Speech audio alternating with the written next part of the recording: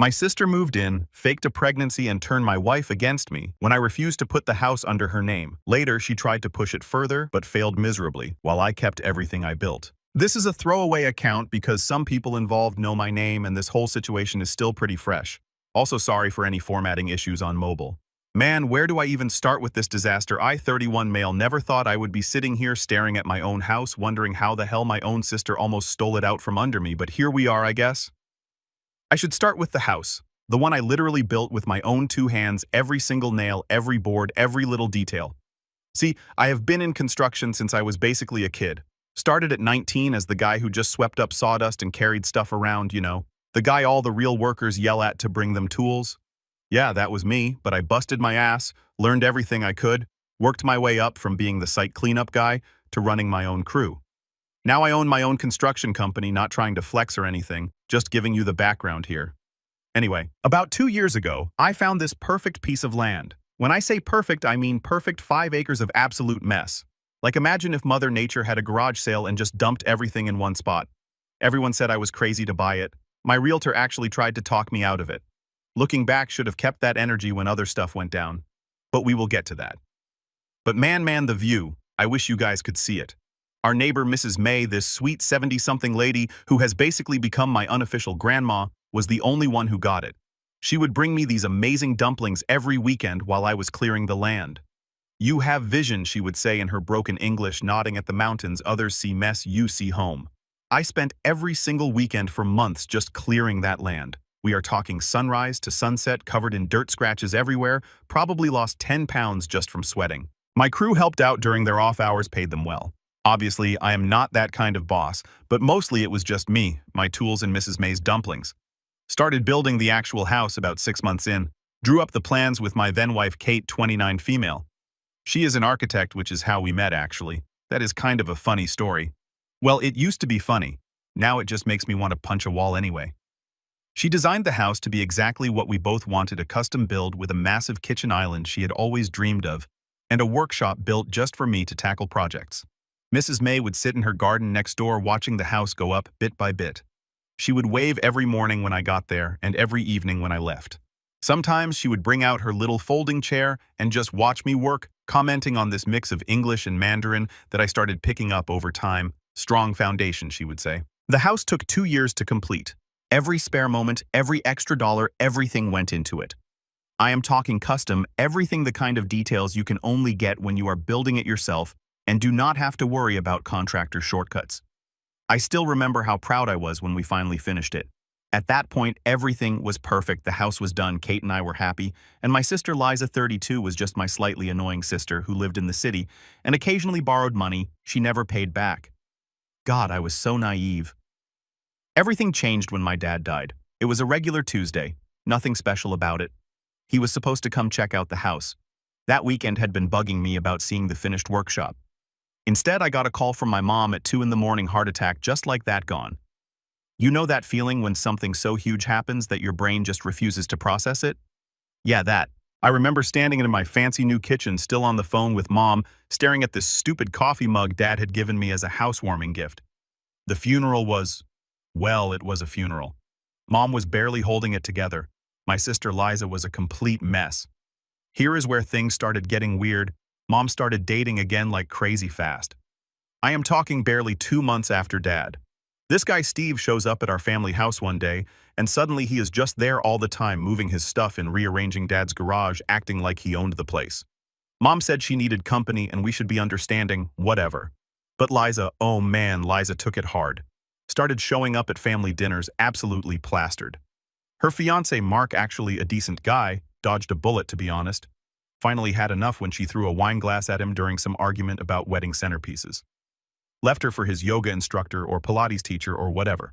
Honestly, good for him. So there is Liza, fresh off losing Dad and getting dumped, crying on our front porch at midnight. Kate was all we have to help her, and she is family, and it is just temporary. Mrs. May actually pulled me aside when she saw Liza moving boxes in bad energy, she said, shaking her head. That one brings storm clouds. At first, it seemed fine. Kate and Liza got super close, like weirdly close. They do these movie nights, go shopping together, all that Hallmark movie stuff. Liza would cook these elaborate dinners with my groceries, by the way. and tell Kate all these stories about our childhood, mostly made-up stories, but I did not know that then. Meanwhile, I was working my ass off trying to land this huge contract that would really put my company on the map, coming home late most nights, leaving early in the morning. Kate started making these little comments about how I was never around, and Liza says you were always like this, and maybe you are too focused on work. But then I started noticing weird charges on our shared credit card, spa days, fancy restaurants, shopping sprees, all while Liza was supposedly looking for a job. Kate defended every single charge. She is going through a rough time, and it is not that much money, and do not be so controlling. Then the parties started. At first, it was just a couple of Liza's friends stopping by, then a few more, then full-blown ragers that left my house looking like a crime scene. I would come home to cigarette burns on my deck, empty beer bottles scattered in my workshop, and random people passed out on my couch. And every single time Kate brushed it off, she just needs to let loose for a bit, it is harmless. But it was not harmless. The parties were not just parties, they were part of her plan. The more people she brought in, the more it started to feel like I was the guest in my own home. She started making offhand comments, joking about how this house is too big for just 2 people, or maybe we should all go in on groceries, since I basically live here now. At first, I thought it was just her usual entitlement, but then I realized Liza was not just crashing at my place, she was establishing herself. She was making it harder for me to kick her out. When I brought it up to Kate, I got the usual excuses. She is just getting back on her feet, she does not have anywhere else to go. But Liza was not looking for stability. She was laying the groundwork for something bigger, and I was the only one who saw it. Then it got so bad, like one day, I was at a job site 3 hours away supervising this huge commercial build. I got a notification from my security camera at like 2 in the morning. I click on it and I swear, there is a guy doing backflips into my koi pond, the one I spent 3 weekends building because Kate wanted a tranquil water feature. Called Kate right away, she does not pick up. Call Liza straight to voicemail. Finally got through to Kate at 2:30 in the morning. "Oh, it is just a small get-together," she says. Well, I can literally hear what sounds like the entire cast of Jersey Shore in the background. "You are being controlling again," Liza says.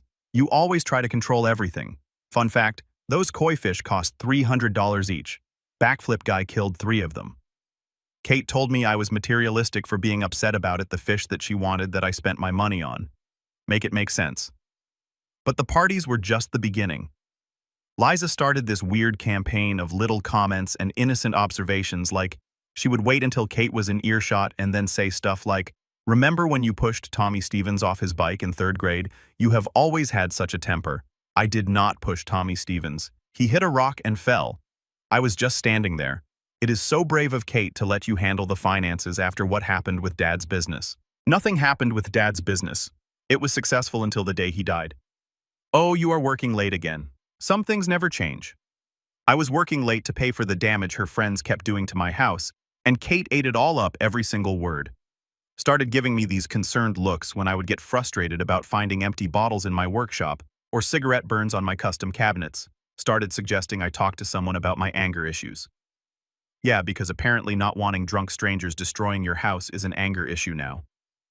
One night after coming home to another mess, I finally asked Liza, "So how long are you planning on staying?" She barely looked up from her phone. "I do not know. Kate said I could stay as long as I need."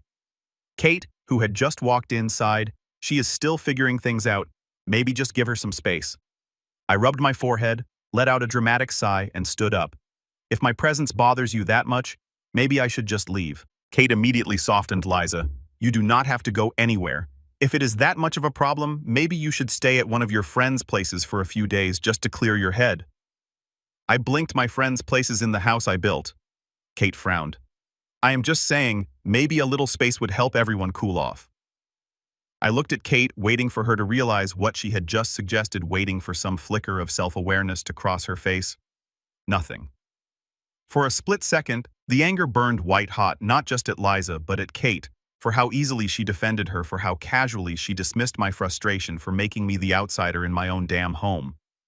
Liza was watching me carefully. She wanted a reaction, wanted me to lash out so she could play the victim again and give a reason for Kate to see me as a monster. I clenched my jaw, forcing my shoulders to relax, not giving her that satisfaction, and walked away. The worst part was how Liza would act all innocent whenever I confronted her.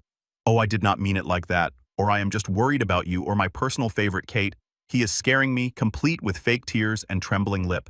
She started rearranging things in the house, moving furniture, changing decorations, organizing my workshop. When I would get mad, Kate would say I was overreacting and being territorial. Then Liza started inviting guys over, like different guy every week kind of thing. They would show up late at night looking like extras from a bad reality show. One of them actually tried to give me advice about my own house. You know, this wall would look better in chartreuse. First of all, who the heck says chartreuse? Second, who the heck asks you? Mrs. May started keeping a notebook of all the cars that would show up at our house, make model, license plate, everything. Evidence, she would say, tapping her temple. Always keep evidence. Things started getting worse. Like when Liza decided to replace all our family photos with old pictures of just her and me from childhood. When I got upset about finding my wedding photos packed away in a box in the garage, she got all teary-eyed. See how he gets, Kate? Just like when we were kids. Remember what Dad used to say about his temper? Dad never said anything about my temper because I never had one until Liza started playing these games. One time I came home to find Liza had reorganized my entire workshop, every tool out of place. My project materials mixed up, my detailed organization system completely destroyed. When I understandably lost my temper, she started crying about how she was just trying to help and did not know it would upset me so much. Kate actually made me apologize to her. Then things really started falling apart. Kate stopped cleaning, stopped cooking, stopped doing anything around the house, really. I need to live a little, she would say, heading out with Liza and these groups of guys they had met somewhere. She would come home late, sometimes not until morning. When I would try to talk to her about it, she would just wave me off. I am tired of being the perfect little housewife while you are at work all day. Liza helped me see I deserve to have fun too. Mrs. May, my most valuable player. Elderly neighbor actually caught Liza messing with our schedule board one time, saw her through the kitchen window erasing and rewriting stuff. When Mrs. May told me, I tried to tell Kate, but guess what? Mrs. May must be confused, or she probably just saw Liza updating the board, or my favorite, why are you trying to turn everyone against my friend? Yeah, my friend, because that is what Liza had become, my wife's new best friend. They had inside jokes, now shared looks. Kate started dressing differently, wearing these revealing outfits Liza had picked out, started using these weird phrases Liza used. It was like watching someone slowly get brainwashed in real time. I sat Kate down one night, laid it all out, the changes, the weird manipulation, how Liza was twisting things. I told her I felt like I was losing my wife to some twisted version of my sister. She just sighed, looked at me like I was being dramatic, and said I was overthinking it, that Liza had been a positive influence on her, that she was helping her break free. I told her it did not feel like that. I told her it felt like Liza was replacing me. Kate laughed, actually laughed. God, you sound so paranoid, she said, shaking her head.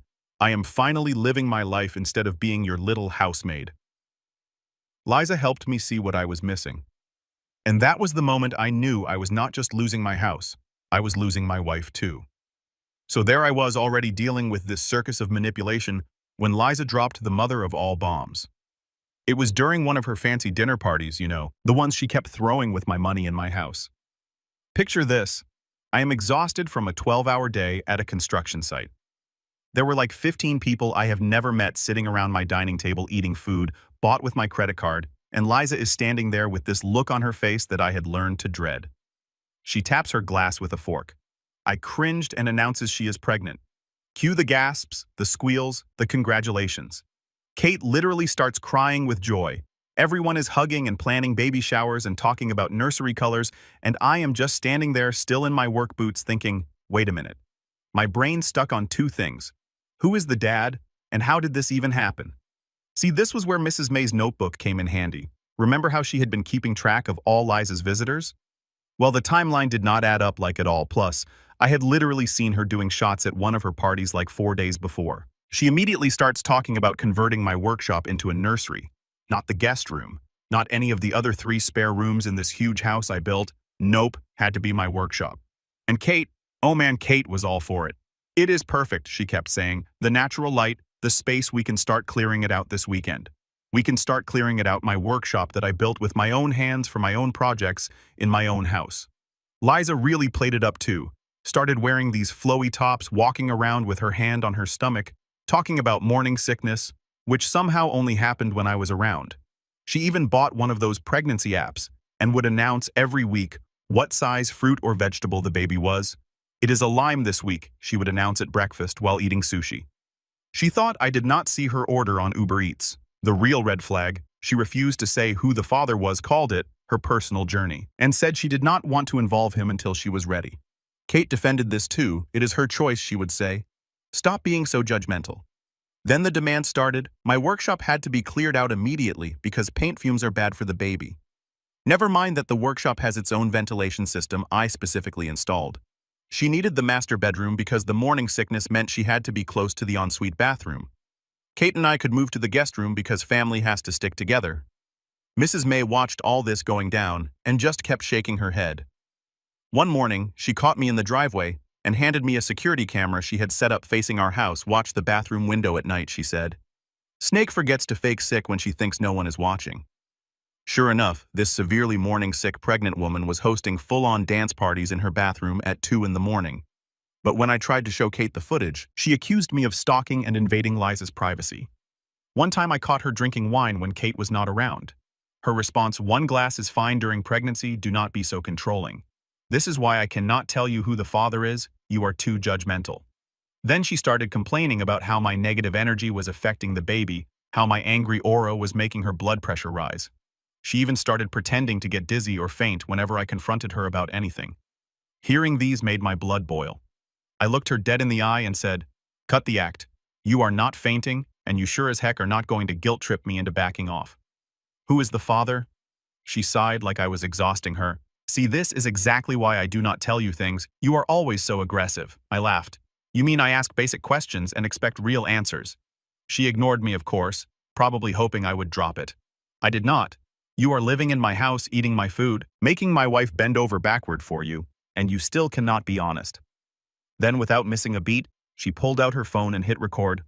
"Wow, just wow. Is this how you always talk to pregnant women?" Her voice was all fake, shock eyes darting toward the screen like she was building her case. "No wonder I feel so unsafe here." I froze for a second, then scoffed. "Are you serious? You are recording me now." She smirked like she just won a round in some twisted game. Only she was playing "got to protect myself. Never know when I will need proof of how aggressive you are." And just like that, I realized this was not just about dodging my questions, she was setting something up. But I could not just kick her out like that. Then came the nursery planning. Kate and Liza spent hours looking at paint samples and baby furniture catalogs, using my credit card to order custom baby furniture for a baby that anyone with 2 brain cells to rub together could see did not exist. But the real mess hit the fan when they started talking about long-term arrangements. Apparently, since I was never home anyway, working to pay for all this stuff, it made more sense for Liza to take over the master suite permanently. Kate could stay in her new best wing of the house, and I could have the guest room over the garage. I was already seeing red when I went to grab something from the entryway and noticed a package sitting on the counter, an Amazon delivery. Nothing unusual except it had Liza's name on it. And for some reason, I just knew it was something bad. I opened it, and my stomach dropped a fake pregnancy belly. My heart stopped. Everything clicked: the lies, the manipulation, the gaslighting. It had all been leading to this. My hands were shaking as I took pictures, my mind racing through every moment I had doubted myself, every time Kate had defended her, every time Liza had played the victim. Fury, betrayal, disbelief. It all hit me at once. I could not stay in that house another second. I grabbed my keys and drove straight to Mrs. May, needing anyone to confirm that I was not losing my mind. While I was sitting in Mrs. May's kitchen, gripping my cup of tea so tightly I thought it might shatter, my phone was buzzing nonstop. Notifications popping up like my entire life was collapsing in real time, missed calls, texts, voicemails, all from Kate. My stomach was already in knots from everything I had uncovered, but something about the sheer volume of messages made me uneasy. Mrs. May did not say anything, just sipped her tea, watching me with that calm, all-knowing look she always had. Finally, she spoke truth like sunrise. She murmured, "Cannot stay hidden forever." I exhaled sharply and picked up the phone. The second Kate's voice came through, I knew something was seriously wrong. "You need to come home right now." There was panic in her tone, something unsteady. My gut twisted. I did not ask questions. I just grabbed my keys and left. When I walked through the front door, I knew immediately that something had changed. Kate was standing in the kitchen, surrounded by a mess of papers, her face pale, her hands shaking. There was no hesitation, no preamble. She just shoved a stack of printouts toward me. "I found this," she whispered. Liza left her laptop open. I looked down at the top page and my blood went cold. Operation House. It was not even subtle, a whole folder on her laptop dedicated to scamming me out of my own home emails, to legal aid services asking about tenant rights and eviction laws, a detailed timeline on how to claim established residency under state law, a spreadsheet, an actual spreadsheet of steps she planned to take to ensure she could never be removed from my house. It was all planned, every single manipulation, every little lie. The laptop screen was open to a document labeled Establishing Residency Legal Protections with a list of tenant rights in our state, notes about how after a certain period I could not legally evict her without a drawn-out process, a breakdown of how Kate's consent to her staying could be used as evidence in court, and the worst part, a draft email to a lawyer asking whether she had a case to claim the house as a domestic partner asset. I flipped through more of the file, my pulse pounding. There was even a timeline, a step-by-step breakdown of how she could gradually push me out. Step 1, get Kate fully on her side. Step 2, convince Kate that my presence was toxic for the baby. Step 3, get me to move into the guest house. Step 4, claim I was barely there and had abandoned the home. Step 5, secure long-term residency status. Step 6, make a legal case that I had left and that the house now belonged to Kate and her. I felt sick. This was not just manipulation, this was a hostile takeover, and I had almost let it happen. Then the front door swung open. Liza walked in like she did not have a care in the world, tossing her bag onto the couch. "Ugh, doctor's appointments take forever," she groaned, stretching her arms. "You would think they would be quicker when you are." She stopped mid-sentence. Her eyes flicked between me, Kate, and the mountain of evidence spread across the counter. For a split second, I saw it the moment she realized she was caught. But Liza was nothing if not quick on her feet. Her expression shifted instantly, morphing into wide-eyed confusion. "What is with the faces?" she asked, forcing a laugh. "Someone died." I pushed the papers toward her. "You tell me." Her eyes barely flickered over them before she scoffed. "What is this, some kind of intervention? Because if this is about me staying here, I already told you." "Cut the act, Liza," I snapped. "We know everything." She blinked. "Know what exactly?" Kate, still shaking, grabbed one of the printouts and shoved it at her. "This. Liza. The fake pregnancy, the scam. The fact that you were trying to legally block my husband from his own home. We know everything." She seemed anxious, but she kept up the performance. "Oh my God, are you serious?" She laughed, but it was hollow, forced. "This is insane. Where did you even get this? I told you," Kate said, her voice rising. "You left your laptop open. I saw everything." For the first time, Liza faltered. She looked down at the papers again, her breathing unsteady, and then like clockwork, the tears started. "You do not understand," she whispered, her voice breaking. I did not mean for it to go this far. I was desperate. I clenched my jaw. Desperate." She nodded frantically, her lip trembling. "I had nowhere to go. You do not know what it is like being abandoned, feeling like no one cares about you. You always had everything, and I had nothing." She turned to Kate, her voice cracking. "You get it, do not you? You understand why I had to do this?" Kate did not say a word. Liza let out a shaky breath. I just wanted a home. I just wanted to feel safe, and maybe I made some bad choices, but I had to." "Do not you see?" she sniffled, wiping at non-existent tears. "I never meant to hurt you." I stared at her, disgust curling in my stomach. "You never meant to hurt me. I gestured around, you tried to steal my life. You manipulated my wife. You made me out to be some abusive psycho. You let me think I was crazy for months. You were trying to force me out of my own home. You planned this, Liza, step by step." Liza shook her head, eyes darting between me and Kate. "You are twisting everything," she said weakly. You just got caught. I cut in, and now you are scrambling." Her lips parted, but before she could speak, my phone buzzed a message from my lawyer that I had hired a while back for something completely unrelated. "It seems that your sister just filed for an emergency protective order against both of you. Claims you are harassing her and she is afraid for her baby's safety." I slowly looked up.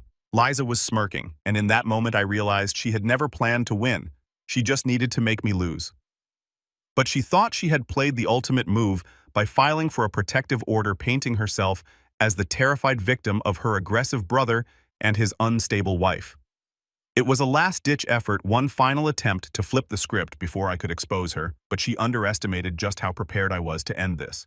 I did not waste time panicking. I called my lawyer. She said, "Do not worry. We are about to turn this whole thing on its head, and we did. My lawyer. I will call her M. Savage, because she earned that title compiled what she called a reality check package. Every lie, every scam, every fake pregnancy test, every dollar she had stolen, it was all there. The Amazon receipts for her pregnancy props, the security footage of her drinking at parties when she was supposedly on bed rest misses. May's notebook detailing every random guy showing up at my house at odd hours, and the grand finale, Kate's recording of Liza admitting the entire scam, laughing about how she would milk sympathy for a fake miscarriage and claim residency. By the time we got to the courtroom for the protective order hearing, I was not just defending myself, I was making sure Liza was done. She showed up in full, pitiful victim mode, fake belly strapped on tissues in hand, looking fragile and helpless. Her lawyer, who looked way too smug for someone about to get obliterated, started rambling about how Liza feared for her safety, how Kate and I had emotionally terrorized her, how she was under severe stress due to our violent and aggressive behavior. The judge looked mildly sympathetic at first, and then Miss Savage stood up. The first blow, the pregnancy was fake. The second, video footage of her partying, drinking, laughing when she was supposed to be suffering from morning sickness. The third, emails ordering the fake belly, fake pregnancy tests, and even instructions on how to sell the illusion of being pregnant. And then came Kate's recording. The moment that played, Liza's whole act collapsed. Her face drained of color, as the courtroom heard her own voice bragging about how she was going to scam me out of my house, milk sympathy for a fake miscarriage, and use tenant rights to stay permanently. The judge's whole demeanor shifted. He dismissed her protective order immediately and called the district attorney's office right from the bench. Turns out, tenant fraud and falsified claims make people in law enforcement very interested. Liza tried to run, actually tried to waddle, run out of the courtroom in her fake pregnancy belly. The bailiff caught her before she made it to the door, and in a moment straight out of a goddamn movie, her fake belly popped right off in the struggle, flopping onto the floor like a deflated alien egg. That was it. Game over. The district attorney pressed charges, multiple counts of fraud, attempting to file false police reports, and tenant rights abuse.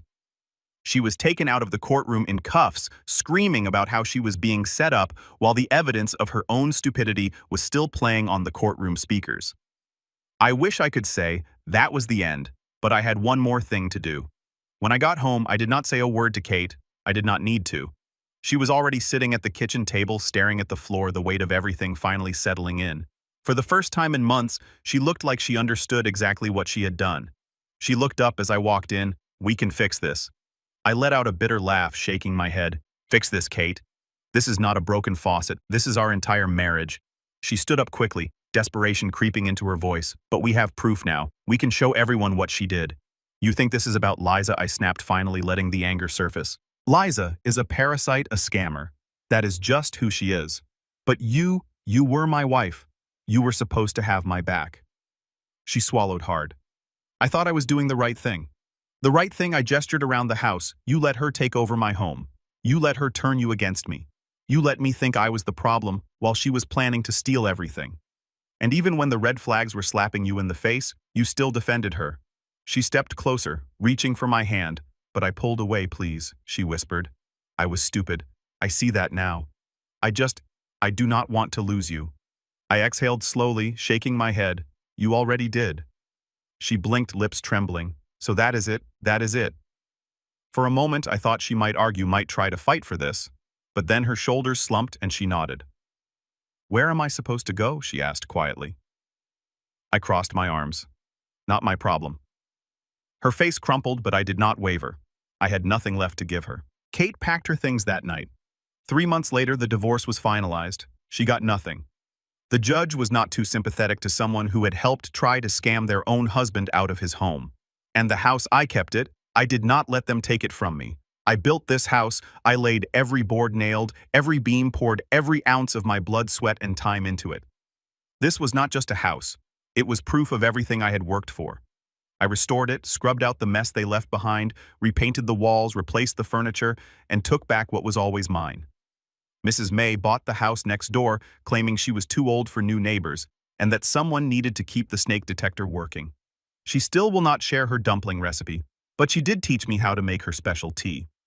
Now standing on my deck looking at the view, I refuse to give up. I can almost laugh about it, almost. But you better believe I run background checks on everyone now, even the pizza guy. And that is it. That is the whole thing. Thanks for letting me get this off my chest, Reddit. Special thanks to Mrs. May, who has been reading these posts and cackling with delight at all your comments. Edit. Stop asking for Liza's prison details. Not going to dox her, even if she deserves it. Edit 2. Mrs. May says, good stories have good endings, like good tea bitter first, sweet later. Edit 3. Final update. Yes, I am in therapy. No, I am not looking to date. Yes. Mrs. May is still making dumplings. No, she still will not share the recipe.